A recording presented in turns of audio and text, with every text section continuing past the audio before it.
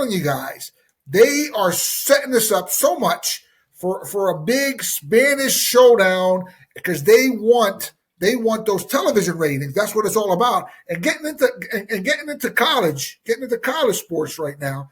Indiana's got a quarterback. He's a good kid. He's a nice player, but they already picked him as a Heisman Trophy winner. But why? He's got a Spanish name. Okay, and listen, I love Spanish people. American football is for Americans, man. Okay, it's great that they're trying, and I see what their tactic is because all they care about is the almighty dollar. They want television ratings, Andrew, and they want them bad. And because those television ratings are what makes them billions and billions and billions of dollars that they can afford. That's Major League Baseball too. Then they can afford to give these guys $700 million for a pitcher from Japan. You brought that up. How listen, we got nothing against Spanish people, nothing against that. But like I said earlier, if you look at it on just like the surface level and just like, oh yeah, well, like they did a game in Spain. They did a game in Mexico. Last year they did a game in Brazil. Oh yeah, that's fine. And then everyone's pushing Mendoza to be the Heisman Trophy winner. Now he's playing well. He broke my heart when they threw that pass for his Penn State, but he's playing well and everything. But it's still early. There's still 2-3 weeks left in the season, and you're just like, okay.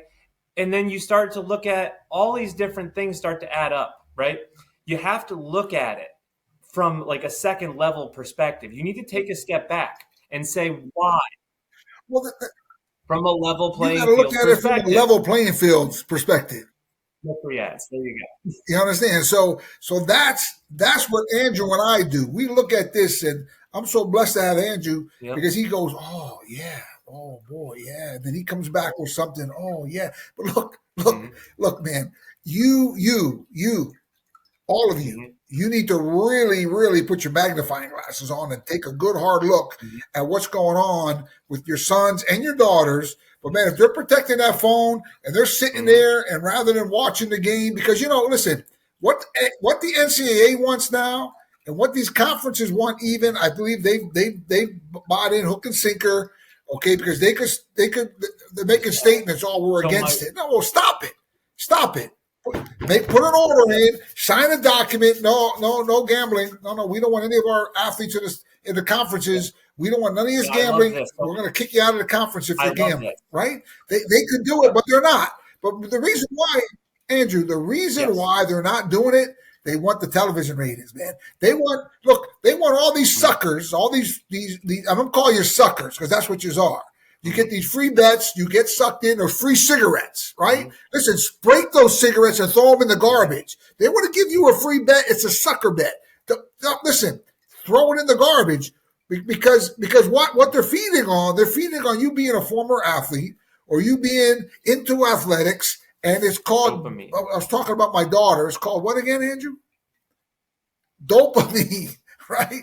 You're a dope, literally, because you're getting suckered and you're getting hooked on a free bet and this and that and what and when and all the razzle dazzle with a pretty girl or some former dorky loser NFL player of sort, which I want to punch them all in the mouth for doing it. Bunch of idiots for doing it. They don't have enough money and enough fame. They're some scumbag sports book. Okay, I want to parallel some scumbag because we were talking about how the cigarettes, right? Giving away the free cigarettes. It's the exact same thing. It's the exact same thing as you're creating a habit. You're creating a consumer base. You're creating future customers, right? So my wife always says this. She says that when you see someone with a mental illness or with a something that's cognitive that you can't see physically, you have to imagine them like with a broken arm. So when you see someone who is addicted, alcohol addiction, drug addiction, some type of severe mental anxiety or a gambling addiction like this, that all these things lead to, ultimately, when they get to their worst point, they lead to suicide. Now, when you're smoking, you might not have a mental disability, but those things also lead to death.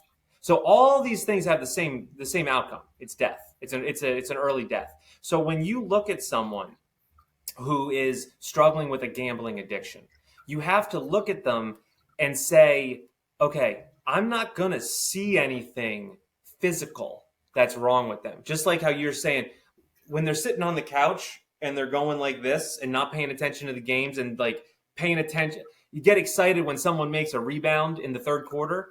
That's what we're talking about. It's not going to be a physical manifestation.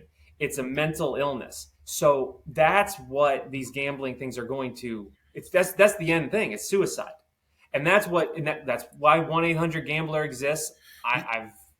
We'll see how how actually good those services are, but this is the actual reality of how the next 20 years are going to unfold, is because all of these things are going to manifest into cognitive disabilities for people, and you're not going to be able to see it physically. Everyone's going to be walking around like 2 arms, 2 legs. No one's on crutches, right? They don't have a broken arm, but in reality, they're walking around with, they are head to toe in a cast. They are mentally shutting down because they can't handle the stress, the anxiety of what these apps and what this addiction is doing to them. And you see it all the time. You see these people. We were saying the one kid. Good Morning America just did a feature on this week.